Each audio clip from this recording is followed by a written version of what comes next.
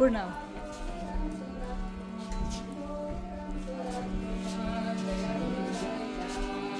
Yogi Ramsuratkumar, Yogi Ramsuratkumar, Yogi Ramsuratkumar, Jaya Guru Raya.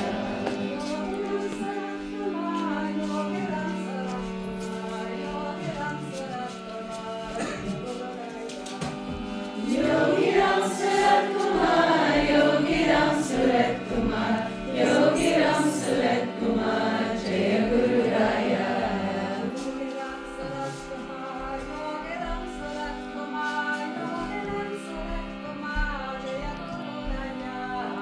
Yogi Ramsuratkumar, Yogi Ramsuratkumar, Yogi Ramsuratkumar, Jaya Guru Raya. Yogi Ramsuratkumar, Yogi Ramsuratkumar, Yogi Ramsuratkumar, Jaya Guru Raya. Yogi Ramsuratkumar, Yogi Ramsuratkumar, Yogi Ramsuratkumar, Jaya Guru Raya.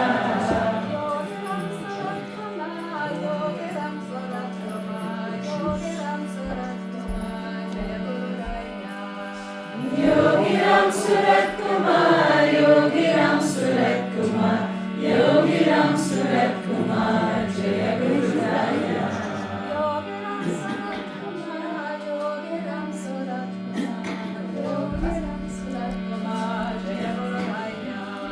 Yogi Ramsuratkumar, Yogi Ramsuratkumar, Yogi Ramsuratkumar, Jaya Guru Raya. Yogi Ramsuratkumar, Yogi Ramsuratkumar, Yogi Ramsuratkumar, Jaya Guru Raya. Yogi Ramsuratkumar, Yogi Ramsuratkumar, Yogi Ramsuratkumar, Jaya Guru Raya.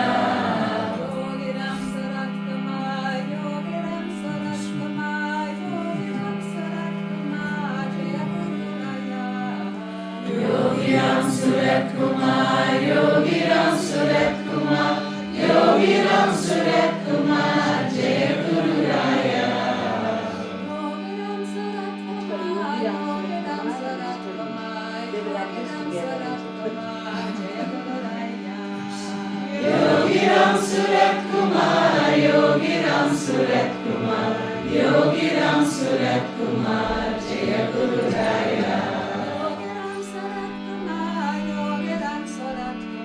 Yogi Ramsuratkumar, Jaya Guru Raya.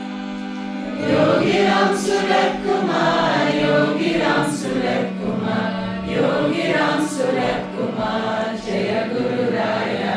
Yogi Ramsuratkumar, Yogi Ramsuratkumar, Yogi Ramsuratkumar, Jaya Guru Raya. Yogi Ramsuratkumar, Yogi Ramsuratkumar, Yogi Ramsuratkumar, Jaya Guru Raya. Yogi Ramsuratkumar. Shri Shri Lilozoviki Jai. Shri Shri Purna की Jai. भक्त लोगों की Jai. Ma Devaki. Jai. You thought you were going to get past me.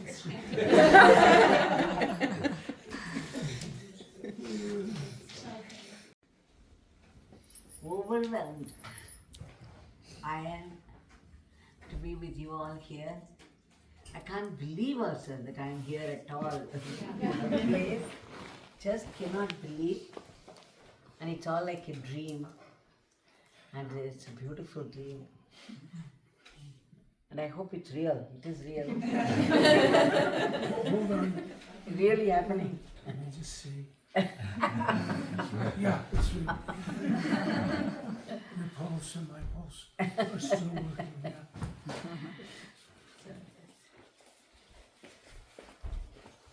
Thank you. 7 now, till 8 o'clock. Till? Till 8. Till 8. 1 hour. Oh. Or longer. I will try to finish it within half an hour, so that half an hour we can have question answer. Because this discussion is absolutely necessary. Just feel free and ask anything. We would never know how it will be useful to people. And what's more, it's all being inspired and supported by the divine. So,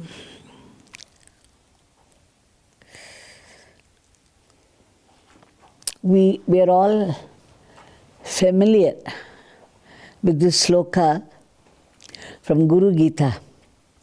Guru Brahma, Guru Vishnu, Guru Devo Maheshwara, Guru Sakshat Parabrahman. That's the point. Guru Sakshat Parabrahman, Tasmai Shri Gurave Namaha. Parabrahman, para means supreme, above all. Brahman is divinity. So the supreme divinity is the Guru. And this supreme divinity, in its purest form, in its original form, is formless. And it is pure awareness. An awareness which is aware of itself alone, because there is nothing else to be aware of. My Father alone exists. Now this, when it wants to create, takes the form of Brahma. And what it has created has to be protected.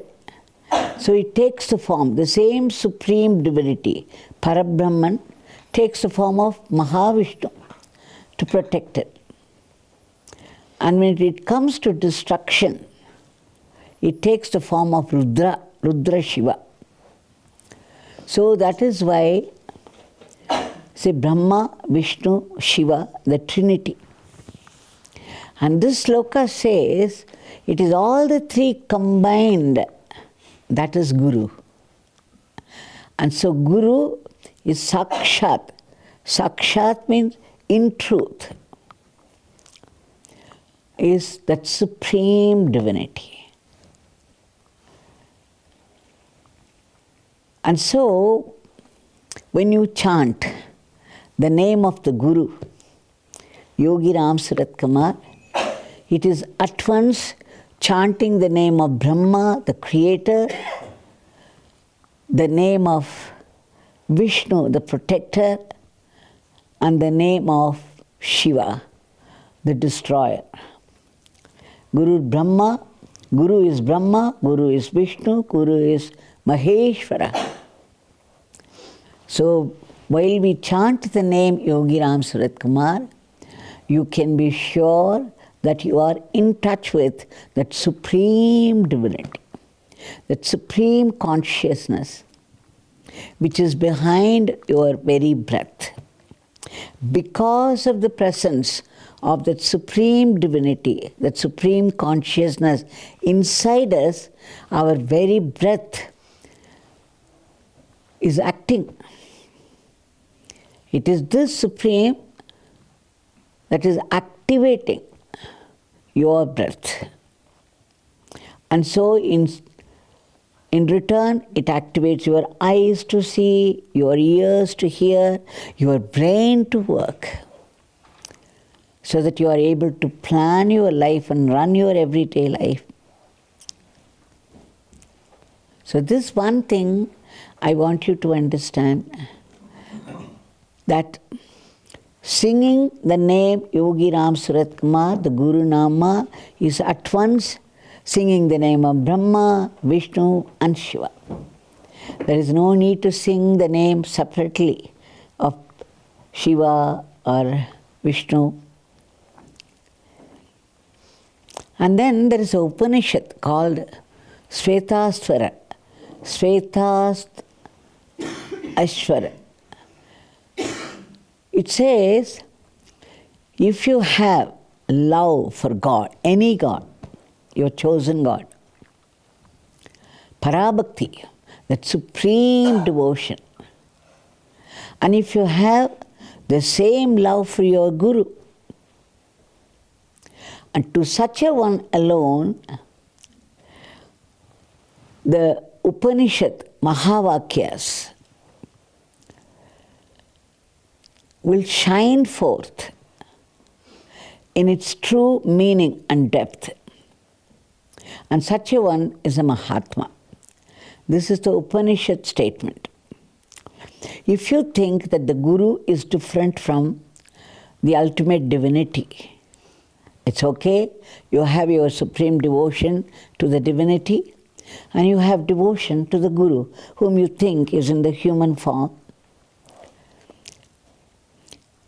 But if you have the same devotion towards God and the Guru, to such a one, you read anything and the meaning in its depth will shine forth to you.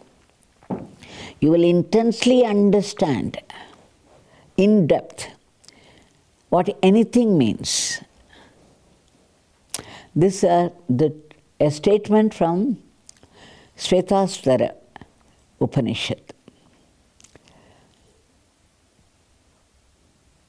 You see, Vivekananda, he would read pages at a time. We all read word and then sentence after sentence after sentence. He used to read pages with just one glance, and he had everything in here. All that is because of that. Their devotion to, it is Guru himself is God. There is no need for a separate God. Now we'll come to the stories. There was a question. What question? Whether to follow the instructions of the Guru or to do what the Guru does.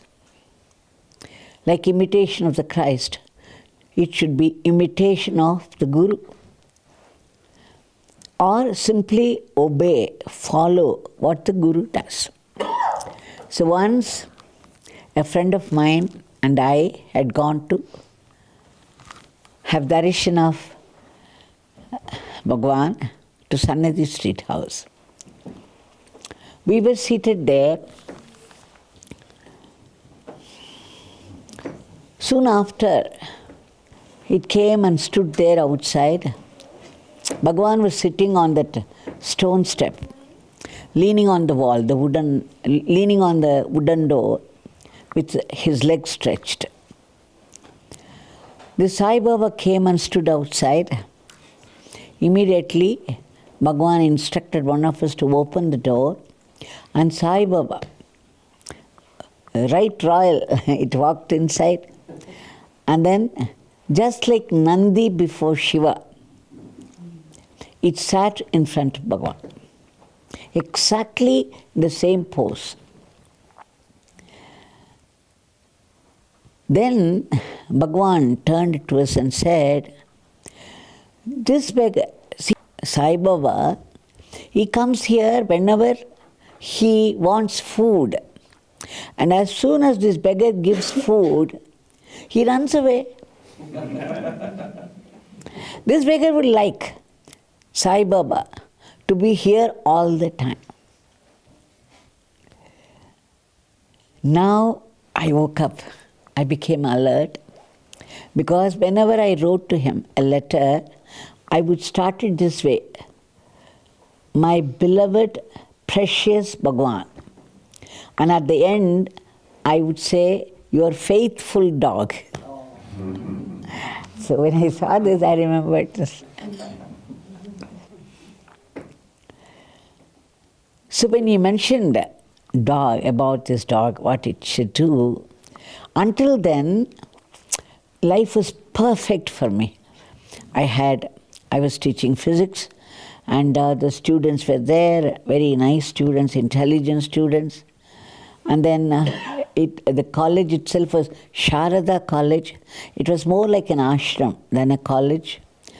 And there was always satsang from someone or the other. They used to invite Swamijis from different places. And what was more, every weekend I could rush to Tiruvannamalai to have darshan of Bhagwan. It seemed perfect arrangement. And I was enjoying life. Now, this comment came from Bhagwan, I would like this dog to be here all the time, but what it does is, when this beggar gives food, it takes and then runs away. That was the first time it flashed. He is referring to me. That is exactly what I was doing. Whenever I needed, I would come for his darshan, and then I would take his blessings, and then run back to the life which I had always been leading. Suddenly, this feeling strengthened. And then I felt for sure that he was referring to me, and that I must make it a point to come to Tiruvannamalai permanently. Somehow this idea kept coming again and again. And after that, there was a divine drama, a leela, that started. I don't remember exactly if somebody brought some chapatis or it was already there. He took his coconut shell and then put 3 chapatis into that. And then he poured something, and then he took one. He would get a small piece and put it in his mouth, and then the next piece went to Sai Baba, and then the third piece into his mouth, and the fourth he gave to Sai Baba. So he finished the whole. And then he took the second one, looked at the 2 of us. So he gave one to my friend and the third one to me. So 3 chapatis were over. And then what he did, he just took the coconut shell, because now it's vacant, now completely empty. And then he went inside, closed the wooden door. Only the 2 of us and Sai Baba sitting there like Nandi. So I was so happy that I got a chapati from him, from his hand. I started to eat, and I relished eating it, and I finished quickly. Whereas my friend who was seated next to me, she would take one bit, put it into her mouth, and would throw this second one to Sai Baba, and then the third one. She imitated Bhagwan completely.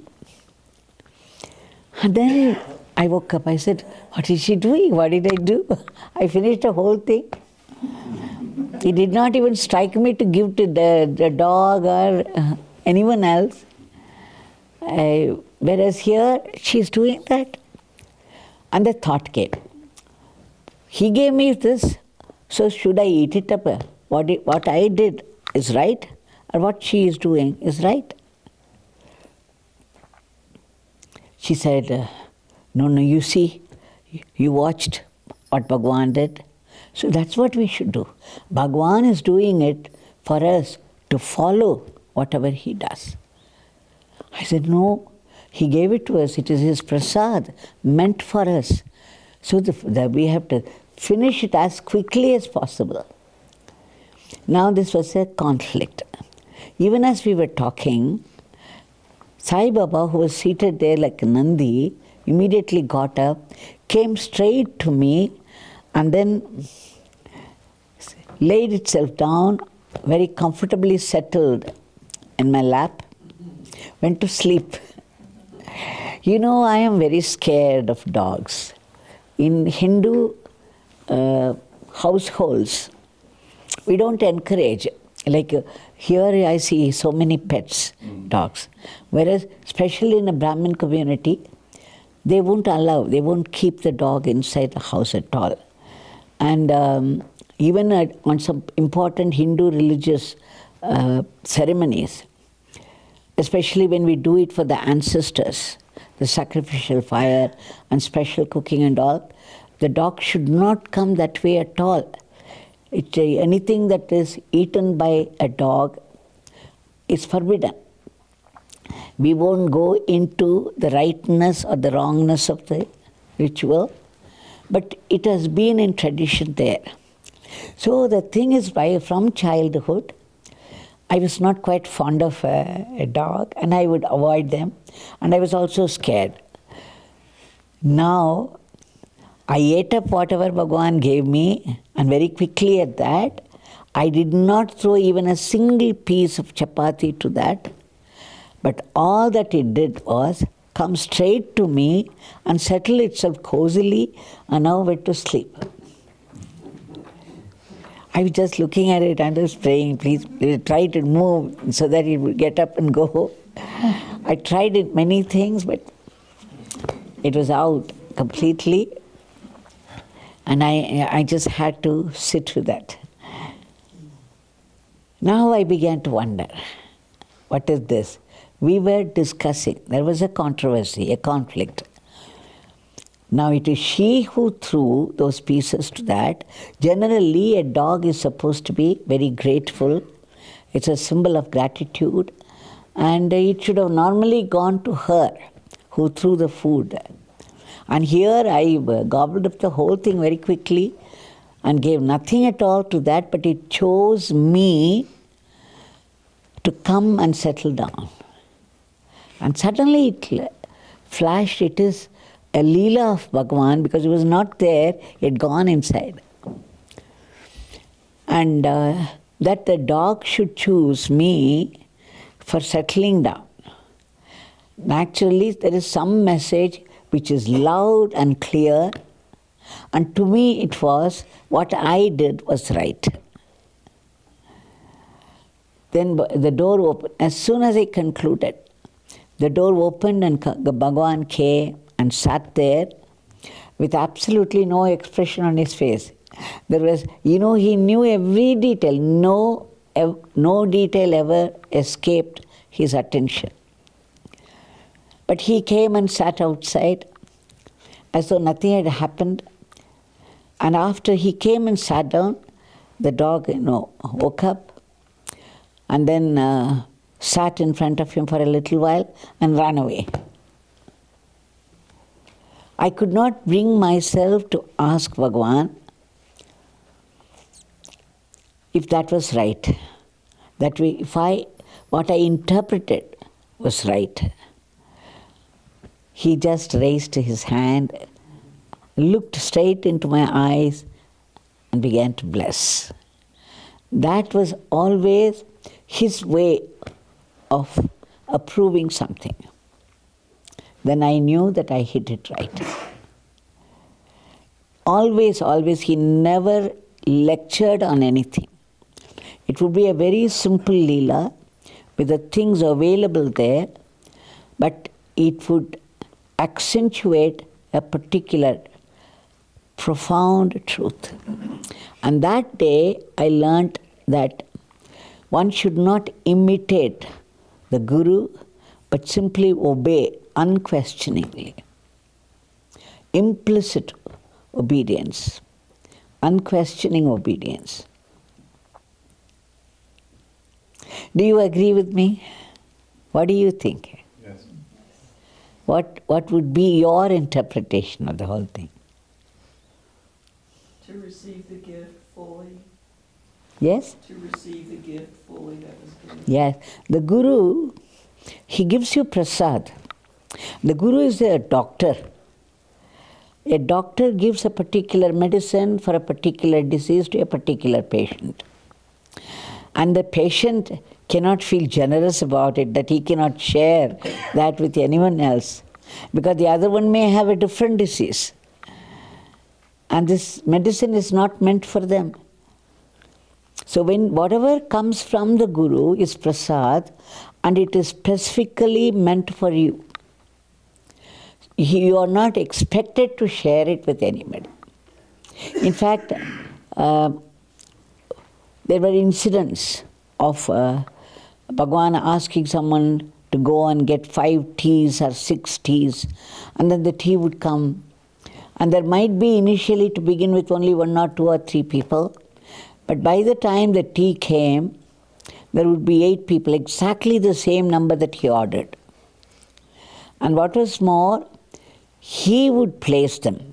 He would take one cup and then look around like that and choose somebody who might be sitting the fourth or somebody sitting in the seventh place. So there was a random selection. And if anybody should think that Bhagwan was being very hospitable and that he was simply serving tea as a gesture of his hospitality, and then if he thinks, okay, I don't like so much tea, I would like to share, and once Mr. Will moved the teacup just an inch, and Bhagwan gave him a stern look. And you know, that stern look would be not simply stern, it would be something much more. It would hit you hard, it will burn you up. So immediately Mr. Will collected himself and understood that he should not have done that. And then Bhagwan also make it a point to tell us that whatever this beggar does has a purpose and meaning. So you just receive it as it is and don't spoil Father's work. So this was one incident which proves very clearly the role of a disciple. Whatever comes from the Guru, maybe a look from him, a touch from him, or even a gesture meant for you. And it's meant for you and you alone. I remember at this point, because of Jai Shri, in Ananda Ashram, when Bhagwan was there, I think he was probably 34 or something, 32, still a sadhak, and he was there, one of the resident of Ananda Ashram. Papa Ramdas came out and sat under the tree there in the front, and there were 5 or 6 or 7 people around, and Yogiji was one of them. Papa Ramdas all of a sudden asked, they say that the people or the devotees or the disciples will receive a blessing by a look from the Guru or a word from the Guru, even by a thought or by the touch or by a smile. This is what he said: thought, word, a gesture, and touch, and a smile. 5 ways of Guru's blessing. And then Papa Ramdas asked those people around, have any of you felt any one of this? Any one of these? Everybody kept quiet. He said, if any of you felt any of this, you can raise your hand. But nobody raised hand, and Yogiji was there behind. He raised both his hands. He told me this. This beggar raised both his hands, and Papa Ramdas went into laughter. He laughed and laughed. And then this beggar said he felt Papa Ramdas' blessing in all the 5 ways. Papa's look, Papa's word, Papa's touch, Papa's smile, Papa's gesture. In all the 5 ways, he felt his blessing. And Papa Ramdas blessed him nicely after that. So, one has to be very alert with the Guru. Whatever he does is meant for you and a blessing. Now if we extend it still further, the time, and only 5 minutes more. If we extend it further, we have taken refuge at the holy feet of the Guru. The point number 1, let us trust his wisdom. He has come to us in the form of a Guru, and we have to trust his wisdom and offer ourselves in complete surrender. whether it is possible or not. They don't demand complete surrender, but you have to keep trying. Bhagwan once told me, this trying is tapas. So to surrender, you keep trying. You may succeed in it or you may fail in it. Failure or success, they do not matter. What matters is you are trying.